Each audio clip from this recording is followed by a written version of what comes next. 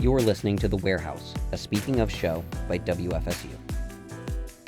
LeMoyne Arts has been holding the Chain of Parks Art Festival for 25 years, with the goal of amplifying local artists and bringing the community together. And their work hasn't gone unnoticed.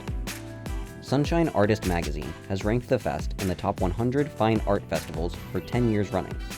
Powell Kries is the Chain of Parks Art Festival manager and is sitting down with host Josh Johnson to discuss this weekend's events. Hello, everybody, and thank you for tuning in to another episode of The Warehouse, a Speaking of show. As always, we have a very special guest. I'm Josh Johnson, and today we are talking with Powell Kries of the Chain of Parks Festival, the LeMoyne Chain of Parks Festival. Thank you so much for joining us, Powell. Thank you for having me. So let's just jump right into this. What we are getting ready to embark on has slowly, quickly, I don't know the speed, but it has most definitely become not only one of the most sought after cultural weekends for our community, but it's grown to national prominence and state prominence. How long has the festival been going on? This is going to be our 25th year. It started as sort of a local and regional, smaller art festival started by the LeMoyne Arts board, and it has just grown into a nationally recognized festival. We are number 7 in the nation and number 1 in Florida. That is incredible. How long have you been with Chain of Parks? This will be my 5th year. Your 5th year. So you have, I'm sure, seen it evolve in your own way. Yes. When you talk about 25 years, you're now heading the organization and you're doing a wonderful job. Thank you. When you talk about 25 years, does the weight of that daunt you? Does it excite you? Or is it a bit of both? Oh, it excites me. I feel like I walked into an already fabulous festival, and I've just been able to continue to refine and bring in some new initiatives with the support of our team. And we've got this amazing group of committee members that help us year round. So I just feel very privileged to be a part of it. Yeah, it's such a cool thing. When I grew up in Tallahassee, and 25 years ago, I was 11. And one of the days that I remember the most was an outing out with my mother to the Chain of Parks Festival. And we stopped by, do you remember Walk-A-Mall? It used to be a furniture store, a big furniture store, but she loves Walk-A-Mall and the Quarter Moon at Lake Ella. Yes. And then we went over to the Chain of Parks, and that was just a great day. And to think, as a 36-year-old man, something that's happened in this community for that long, it has really been a blessing to this community. So let's jump into it. What are the logistics of something so massive? Oh my gosh. It's right now I'm working on my 300-page logistics document right now, so it's all very fresh in my brain, but it takes a whole year of planning. So as soon as this one's finished, you start planning for the next one. We're already planning for the next one. We recruit artists in the summer, so we put out a national call, and we usually get about 300 to 500 artists that apply, and then we have our jury go through and select our top 150. We also start recruiting community partners, food vendors, entertainers. We start working with sponsors in the city of Tallahassee and Visit Tallahassee to make sure that we can bring in new initiatives. It's a year-long effort that really ramps up in the winter. When you were talking about the recruitment of artists, I hate to keep harping on 25 years, but Sure. It's just such a cool number. Can you imagine, and I'm sure you can, some of the greatest artists in this area and surrounding areas and this country have been a part of this festival. You know, some of my local favorites like Yes. Luster Richardson or Quincy Hamby, Yerabedra. There's just been so much acclaim that has gone into this, and the acclaim usually rests on the back end with how fun the event is. Yes. And sometimes the weeds get ignored, and it's somebody in the weeds telling us about what it takes to put it on. It's just incredible. So you guys said you get about 300 to 500 applications. That is incredible. We sure do. And a lot of them are return folks or local folks, but I'd say it's always about 40% new. So a lot of people can expect to see their favorites every year and continue their collections, but there's also still plenty of new artists to discover. And we kind of see ourselves as a beacon of fostering the careers of artists. That's really our priority, and I think that's why our ranking is so high. It's based on artist surveys, based on their income and their overall experience that they submit to a national magazine. And so that's why we continue to rank so high, because our artists really like our festival. I heard that. And speaking of liking the festival, we like it too. And when I say we, I mean this community. The mission of this programming is art, culture, and community. And so those three words are the buzzwords for this microphone. Let's talk about the community Sure. for a little bit. How has the community responded to this event over the years, in your tenure or in any time?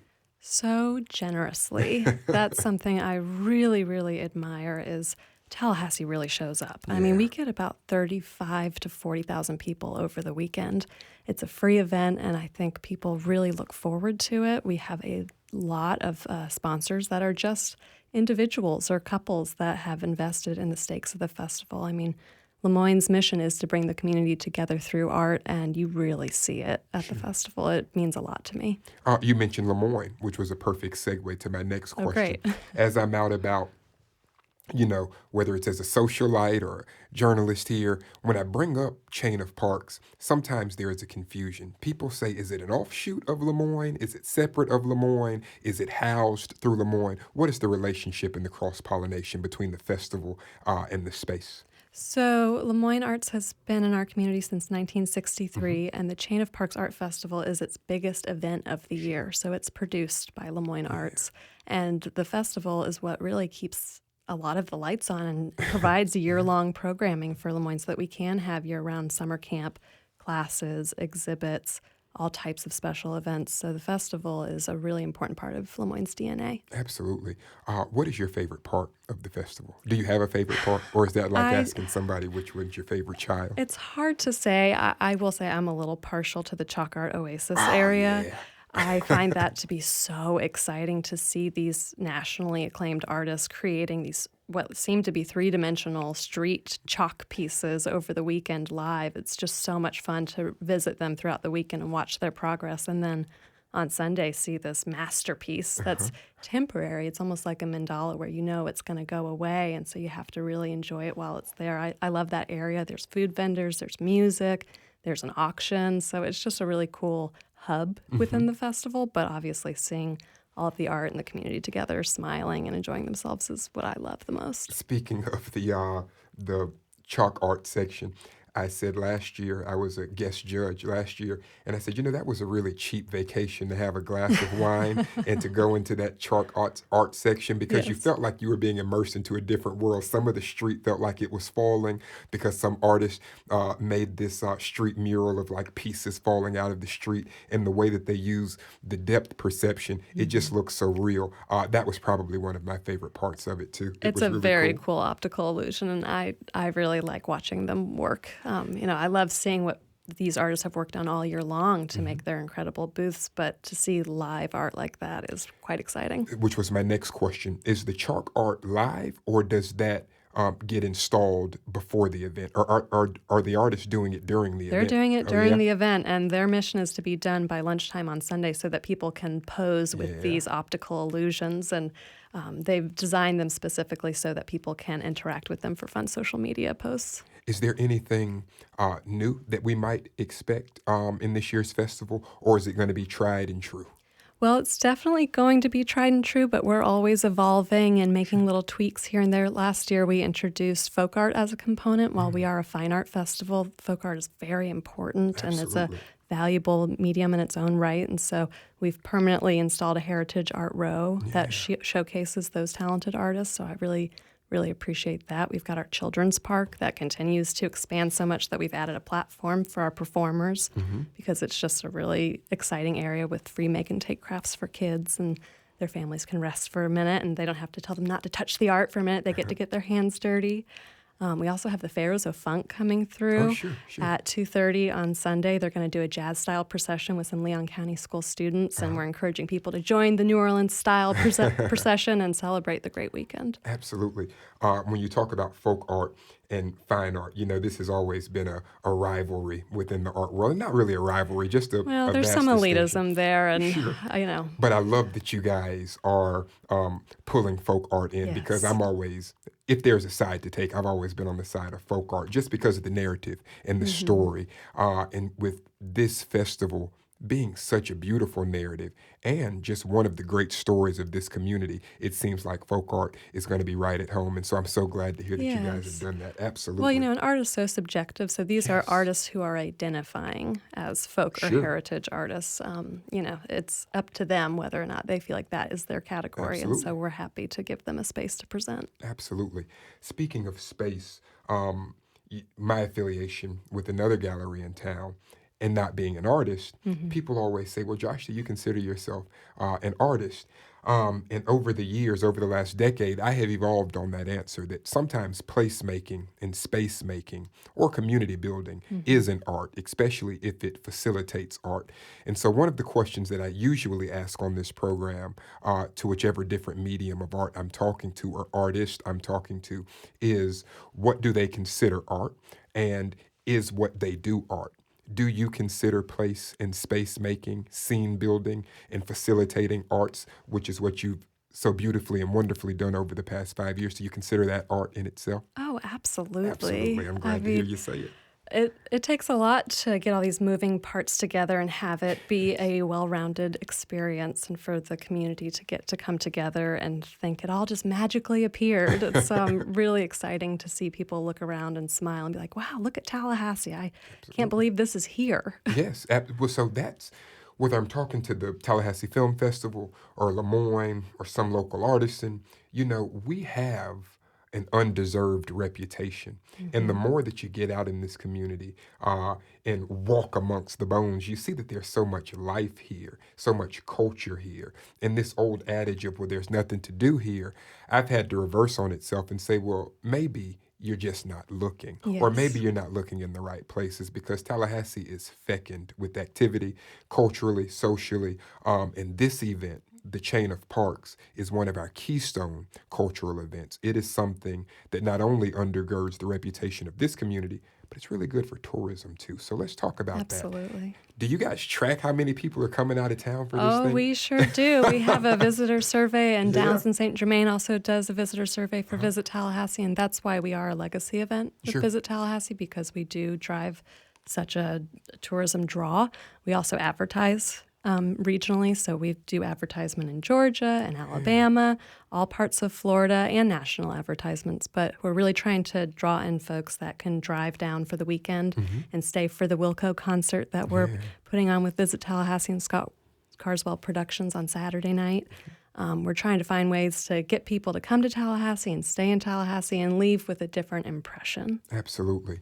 Um, do you know where the furthest artists come from? Where do the artists apply from? Are they applying from all over the country? We Or are have they also regional? international artists. Yes, There are yes. quite a few international artists, including two of our chalk artists. One is from Turkey, and another one is from Mexico. So we just have a very diverse, very rich group Absolutely. of artists that are coming in all different mediums: jewelry, painting, photography, pottery, and it's not all expensive. That's what I try to tell people is even if you're not ready to invest in a big painting, maybe you want to get a print or a note card to commemorate your time there. There is certainly something for everyone. And to your point, I don't think there are that many opportunities to get together for free where there's Yeah. no agenda. It's just about being together. I think our community really needs that. And so I'm really proud to be a part of an event that facilitates that. Absolutely.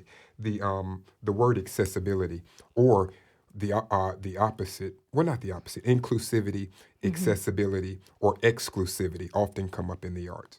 I think for a fine art festival, the LeMoyne chain of parks works or functions as well as any to be inclusive because, like you said, not only is it free, right? If you wake up on Saturday morning and you want to bring your family or your date or whoever to the chain of parks, you can be there just like anybody else. But moreover than that, there's so many different mediums. And so it's like a social inclusivity, but it's also a genre bending inclusivity. There are so many different artists there. Let's talk about that for a while. How do you decide what categories will be a part of the chain of parks, or has it always been a certain category?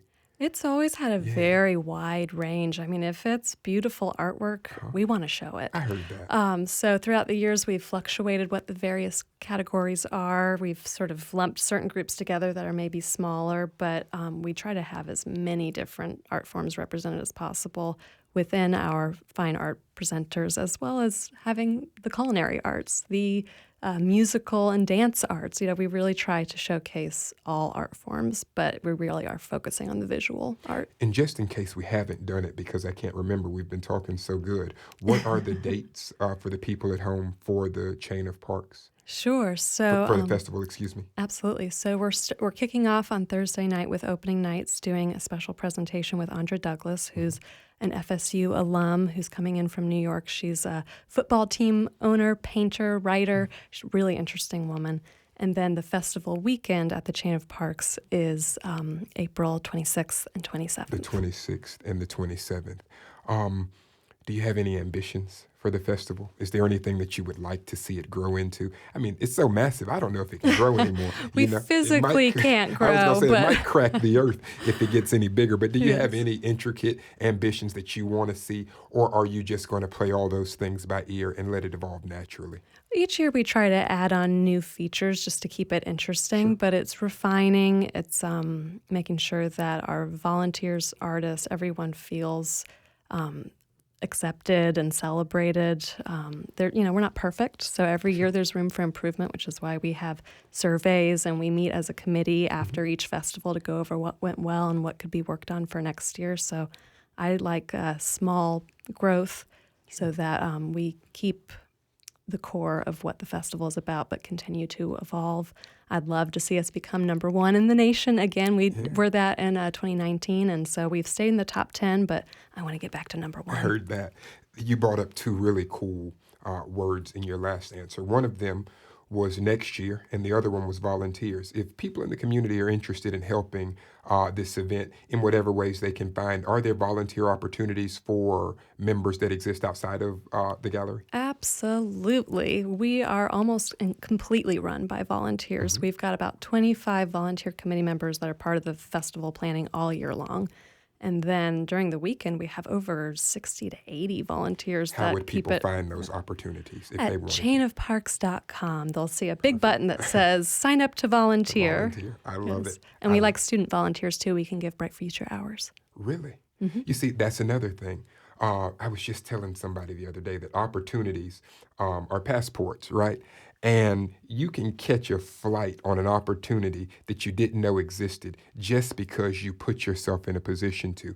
And so this thing that volunteering has to only be self-sacrificing, it's not true. There's a No. reciprocity with volunteering in so many different ways that as you give, sometimes you are poured back into. And so I'm so glad to hear that those types of opportunities exist for the volunteers at the Chain of Parks as well. Our volunteers come back every year. It's amazing because they're having fun. I mean, the tasks are not that difficult. They're just there to make sure that, everything is clean and organized and people have what they need. We have an information booth, so we need somebody to help people get oriented on the map or take care of lost and found. But it really is a volunteer-led event. And it's really cool that it's in the location that it's in because that pristine grass and the streets that lead into it almost demand respect for some reason. And what you see is there's not the same level of trash with the Chain of Parks that there is with other big festivals. And sometimes the trash isn't a bad thing. Sometimes it's indicative that people had a good time. I understand that. But it is a very clean festival too, and everybody does their part to keep it clean. We have a big greening initiative, so we don't allow styrofoam. We work with the city to have recycling and oil barreled. We do composting in our VIP and behind the scenes area, so we really try to take the greening message seriously. I love that, incorporating sustainability into a festival that we all hope is sustainable. Yes. So before we close out, is there anything that you would like people to know about the festival that we haven't talked about yet? Or would you just like to give a personal anecdote for how appreciative you are for this community every year? Well, I certainly want to do that. You can do both. Oh, thank you. I'm born and raised in Tallahassee. I was gone for about 10 years and I came back and I'm just so proud to be part of this community. And I love walking around the festival and seeing people smiling, seeing friends they haven't seen in a long time. I I think even if you're not initially interested in art and you're there for the beer or the live music, but suddenly you feel inspired and compelled to buy your first piece, that's really rewarding. And our artists always comment on how generous and kind and interested our visitors are. And so I just say to, come out and support the artists and our community. And I think we all really need each other right now. And so I'm really appreciative of this opportunity to get to tell your listeners about the event. Absolutely. Well, I'll say in closing, this year I'm a guest patron judge again, Yes, thank you. volunteering. And while I'll be judging this weekend, judging from this conversation, we are all in for an incredible event, Powell. We appreciate you. We appreciate LeMoyne. We appreciate the festival. And we appreciate this community for doing what you guys do every year and throughout the year. Thank you. Thank you so much. I appreciate you. Absolutely. And thank you all at home for joining us for another episode of The Warehouse, a Speaking Of show. I'm Josh Johnson. See you next time. Bye-bye. You can hear more of that conversation with Powell Kries on our podcast, The Warehouse, available on all platforms. Also, we have a live show coming up on April 8th, covering the anniversary of last year's devastating tornadoes. We'll hear stories from our listeners about their experiences during the storm and what it's been like to recover. We take a trip to Railroad Square with Tom About Town, and we'll discuss tornadoes with weather experts. For more details and to join our studio audience, go to wfsu.org/live events. That's it for this week's Speaking Of Radio Hour. Got something to say? An idea for a show? Drop us a line at speakingof@wfsu.org. We want to hear from you. Speaking Of is produced with support from PRX and is made possible in part by a grant from the John S. and James L. Knight Foundation. And it's brought to you by the fabulous, wonderful, yet overworked storytellers here at WFSU Public Media. Talk soon.